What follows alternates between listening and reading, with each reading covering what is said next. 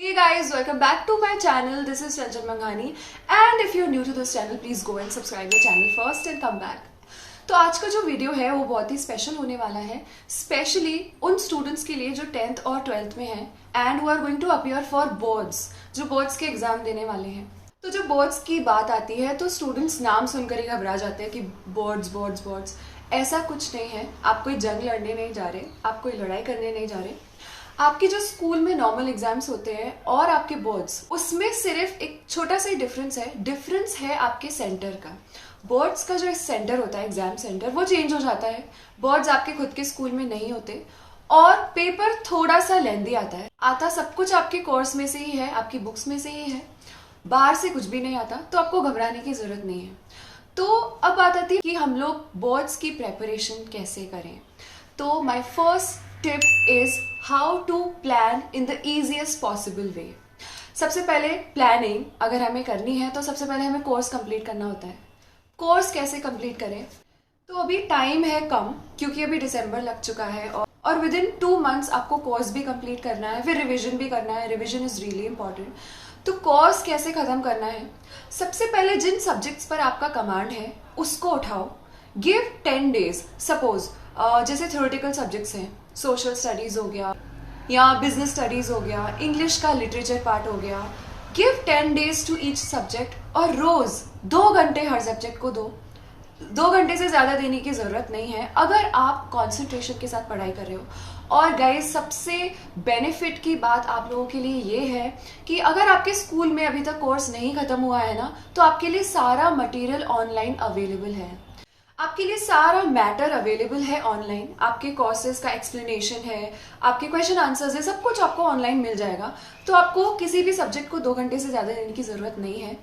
और अगर आपके पास प्रैक्टिकल सब्जेक्ट्स हैं, सपोज मैथ्स है, साइंस है, तो आपको थ्योरेटिकल सब्जेक्ट्स के साथ ही 2 hours आपको प्रैक्टिकल सब्जेक्ट्स को भी देने होंगे, क्योंकि ये ऐसे सब्जेक्ट हैं जिन पर कमांड प्रैक्टिस से ही आती है। तो आपको अब सिर्फ 2 घंटे थ्योरेटिकल सब्जेक्ट्स को ही नहीं देने हैं, बल्कि साथ में प्रैक्टिकल सब्जेक्ट्स भी करने हैं। अब जब हम कोर्स कंप्लीट करेंगे तो कोर्स कंप्लीट करने के साथ साथ हमें नोट्स बनाने हैं हर चैप्टर के। वो क्यों? क्योंकि जब आप रिवीजन करोगे आगे जाकर तो ये नोट्स ही है जो आपकी हेल्प करेंगे, क्योंकि आपको फिर पूरी बुक्स वापस नहीं पढ़नी पड़ेगी। आपका टाइम बच जाएगा। Time is really important, saving time is really important. और नोट्स बनाने का एक और फायदा ये है कि आपकी स्पीड मेंटेन रहेगी, बिकॉज बोर्ड्स के एग्जाम्स क्या होता है ना, थोड़ा सा लेंदी आता है और उसमें स्पीड चाहिए होती है। तो और क्या हुआ है, कोविड के बाद से स्टूडेंट्स की लिखने की आदत छूट गई है, तो नोट्स बनाने से आपकी स्पीड पर भी कमांड रहेगा। Guys, listen to me carefully. Saving time is really important. Time की वैल्यू करना अभी से ही सीख लो, क्योंकि आगे जाकर बहुत काम आने वाला है। तो make sure you make notes, because it will help you save your time. तो हमें हार्ड वर्क नहीं करना है सिर्फ, हमें स्मार्ट वर्क भी करना है। तो ये तो हुआ पहला point, to finish the course. ठीक है, 10 days to each subject, 2 hours डेली। और अगर प्रैक्टिकल सब्जेक्ट है तो साथ में उसको भी करना ही है।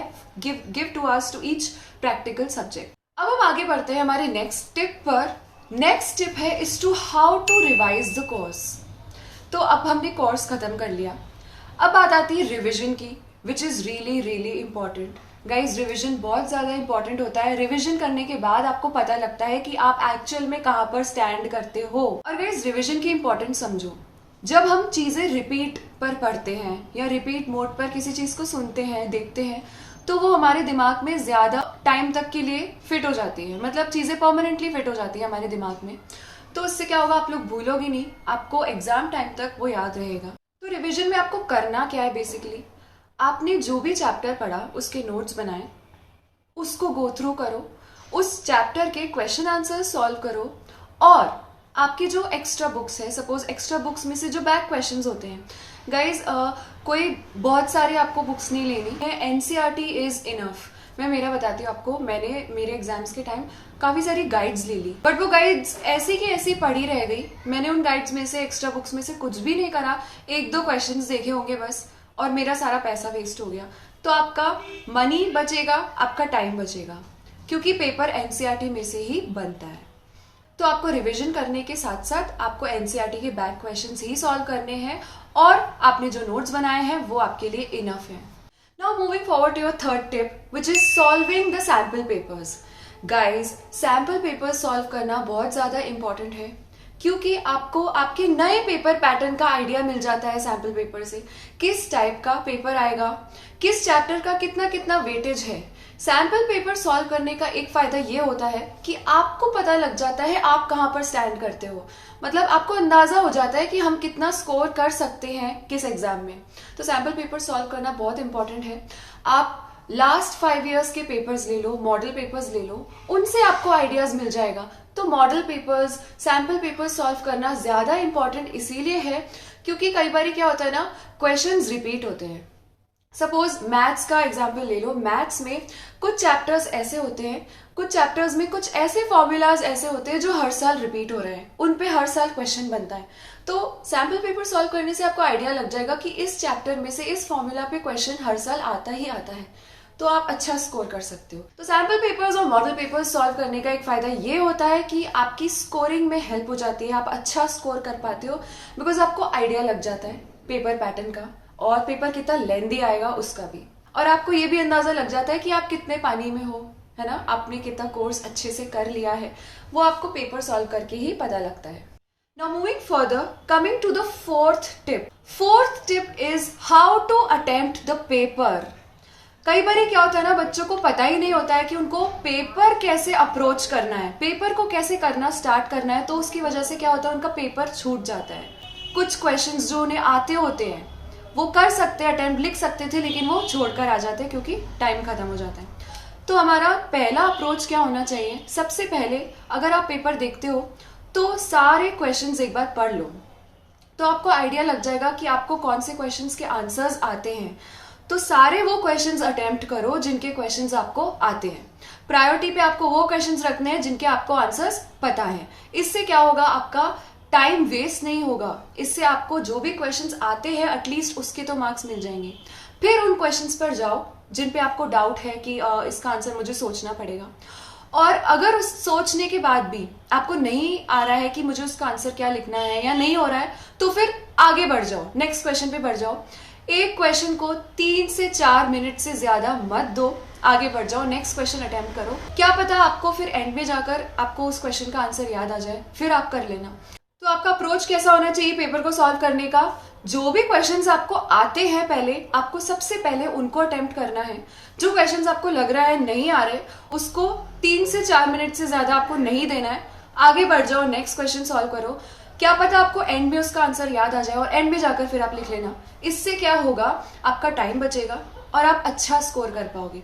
अगर आप उसी क्वेश्चन पे अटके रहे जो आपको नहीं आ रहा, उसको याद करने में रहे, तो आपका वो क्वेश्चन सॉल्व करने का टाइम वेस्ट हो जाएगा जो शायद आप कर सकते थे अटेम्प्ट। तो शायद इससे आपके मार्क्स भी कम आए, है ना। तो आपको उस क्वेश्चन पे ज्यादा फोकस देना है जो आपको आता हो, जिसका क्वेश्चन आपको पता हो, जिसका आंसर आपको पता हो, उसको ही पहले अटेम्प्ट करना है। Now coming to the last leg of this video which is your 5th most important and your last step, which is how to keep your mind calm during examinations. Because students tend to panic. बच्चे panic करते हैं exam time में क्योंकि हर किसी को ऐसा लगता है कि हमारा एग्जाम पता नहीं अच्छे से होगा या नहीं होगा, पेपर छूट ना जाए, पेपर कितना लेंदी आएगा, हम लोग को कितना कोर्स आता है या नहीं, कितना कोर्स याद है या नहीं। So guys, don't panic. Panic को रिड्यूस करने के लिए, अपने माइंड को काम करने के लिए, what you have to do, you should, and this is important, you should do breathing exercises. क्या होता है ना, ब्रीदिंग एक्सरसाइज करने से हम लोग की मेमोरी भी शार्प होती है, हम लोग का जो माइंड है वो काम रहता है, और जितना ज्यादा काम रहेगा माइंड उतनी ज्यादा चीजें हमें मेमोराइज रहेगी। हम पैनिक करेंगे तो हम चीजें भूल जाएंगे। We tend to forget things when we panic. तो पैनिक नहीं करना है हमको इजीली, क्योंकि हमको पता है हमें सब कुछ आता है, हमने रिवीजन भी कर लिया, हमने सैम्पल पेपर सॉल्व कर लिए, पेपर आपका आपके कोर्स में से आएगा, बाहर से कुछ भी नहीं आएगा, आपको आता सब कुछ है। तो आपको पैनिक बिल्कुल नहीं करना है, आपको माइंड को काम रखना है, शांत रखना है। क्या होता है ना, एक शांत दिमाग जितना अच्छे से परफॉर्म कर सकता है ना, उतना एक परेशान पैनिक्ड माइंड नहीं कर सकता। और क्या है, जितना आप रिवाइज करोगे ना, जितना रिपीट करोगे चीजें, उतना ज्यादा आपको कॉन्फिडेंस आएगा, क्योंकि आपको मेमोराइज रहेगी चीजें, आपको आपका कोर्स याद है, तो आप घबराओगे नहीं। And another most important thing is to make sure you reach before time to your exam center. और घर से निकलने से पहले याद रखना, आपको आपका एडमिट कार्ड लेना है, आपकी जो इंपॉर्टेंट स्टेशनरी है जिससे आप एग्जाम लिखने वाले हो, pen, pencil, rubber, scale, whatever, जो भी काम की चीजें हैं वो आपने ली है, आपका एडमिट कार्ड लिया है, आपकी वाटर बॉटल ली है। तो ये छोटी छोटी चीजें हैं जो आपको याद रखनी है। और टाइम पे एग्जाम सेंटर पे पहुंचना है, क्योंकि आपको वहां पर जाके डिटेल्स फिल करनी होती है। तो अगर आप लेट जाओगे, आप पैनिक करोगे, पैनिक के कारण हो सकता है आप कुछ गलत डिटेल फिल कर दो, तो वो आगे जाके प्रॉब्लम क्रिएट कर सकती है। तो इसीलिए आपको एग्जाम सेंटर पे बिफोर टाइम रीच करना है, ताकि आपके पास इनफ टाइम हो, आराम से आप डिटेल्स फिल कर पाओ। तो ये छोटी छोटी चीजें हैं जो आपको याद रखनी है, ये सब आपकी हेल्प करेंगी। तो ये सारी वो टिप्स थी जो आपके बोर्ड एग्जाम्स में आपके काम आएगी। आपकी प्रेपरेशन इजी हो जाएगी, आपका प्रोसेस ऑफ प्लानिंग इजी हो जाएगा। इससे आपको आइडिया लग जाएगा कि आपको क्या चीज करनी है, क्या चीज एलिमिनेट करनी है, किस तरीके से कोर्स को अप्रोच करना है, किस तरीके से पेपर को अटेम्प्ट करना है। तो आई होप आपकी इस वीडियो ने जरूर हेल्प करी हो, और अगर हेल्प करी है तो आप लोग भी आगे दूसरे स्टूडेंट्स की हेल्प करें इस वीडियो को शेयर करके। तो अगर आपको लगे that this video is useful for you, तो इसको आगे जितना शेयर हो सके उतना करें, अपने फ्रेंड्स को भेजें। अगर आप कोई पेरेंट्स हैं या आप कोई एल्डर सिस्टर ब्रदर हैं, तो अपने यंगर सिस्टर ब्रदर को भेजें जो बोर्ड्स देने जा रहे हैं, जो अटेम्प्ट करने जा रहे हैं। And if you think that this video will help you in ease out your preparation for board exams, तो इस वीडियो को जरूर शेयर करें। And don't forget to like and share and subscribe my channel. See you in the other video. तब तक के लिए be safe and study well. Thank you.